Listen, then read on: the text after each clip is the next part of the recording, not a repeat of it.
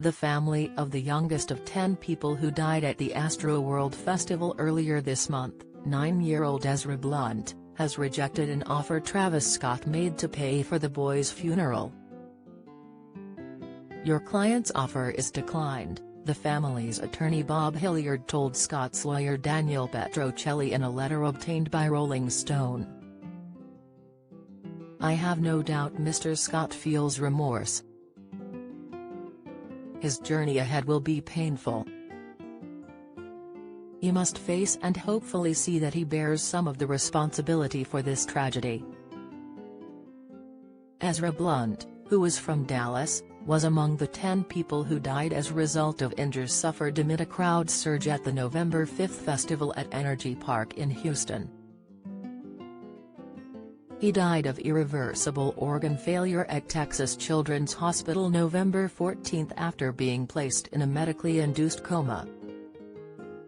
Blunt's funeral took place in Texas on November 23.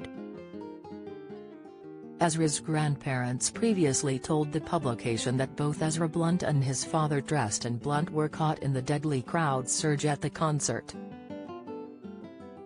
His grandmother Teresha Blunt said, "Everyone was pushing. It was so tight with no exits. His dad couldn't breathe at all and passed out. We don't really know what happened to Ezra after that."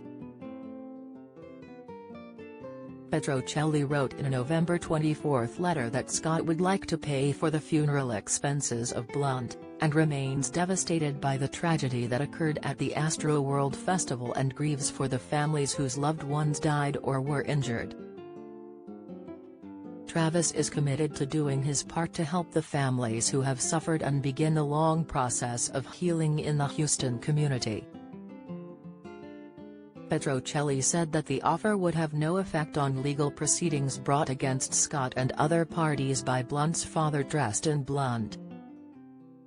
Hilliard said in a response that for the immediate future, the rapper must respect his devastation over the tragedy is not comparable to what Blunt's family is feeling, likening it to a faucet of unimaginable pain that has no off-handle. Hilliard said that to lose a child in the manner Tristan lost Ezra compounds the pain.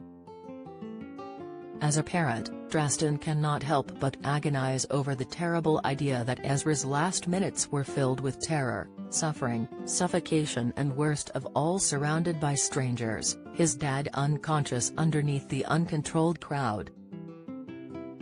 Hilliard told the outlet Monday that Blunt's family had previously rejected overtures from Scott's camp for an in-person meeting in the wake of the tragedy. Hilliard said, "We were pretty firm. With all due respect, no. This isn't a photo op story here. This is a who's responsible and why type of investigation. And he's on the short list."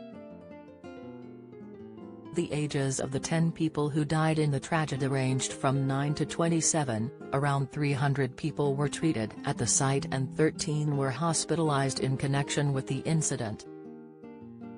Almost 200 lawsuits have been filed against Scott, promoter Live Nation and other involved parties in the weeks following the festival, as investigators continue to probe the circumstances of the disaster.